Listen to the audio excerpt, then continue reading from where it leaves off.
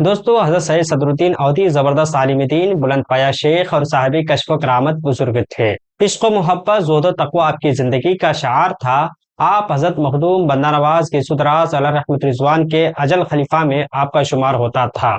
9वीं सदी हिजरी के निस्फ़ अव्वल में जिन मशाइख व उलमा ने दावत इरशाद की खिदमत नुमाया तौर पर अदा की, बहुत सारे लोगों को, बहुत सारे गुमराहों को राह रास्त की तरफ लाया, दावत दीन दी, रसूल कायनात सल्लल्लाहु अलैहि वसल्लम की मोहब्बत से सरशार करवाया। उनमें सैयद सदरुद्दीन औधी रहमतुल्लाह अलैह का इसम गिरामी नुमाया है। हज़रत सैयद सदरुद्दीन औधी रहमतुल्लाह अलैह की ज़ात से बहुत सारे लोगों को फैज़ बातिनी व ज़ाहिर हासिल हुआ। आपकी शख्सियत की तुफैल बहुत सारे लोगों ने अकीदे की मजबूती और इस्तेकाम को दवाम बख्शा। बिल आखिर ये रोशन चिराग 15 रबीउल अव्वल 860 हिजरी को अयोध्या में बुझ गया और अयोध्या ही में दफन कर दिया गया। अफसोस कि हमारे पास इससे ज्यादा इनके हालात दस्तयाब नहीं है। अल्लाह रब्बुल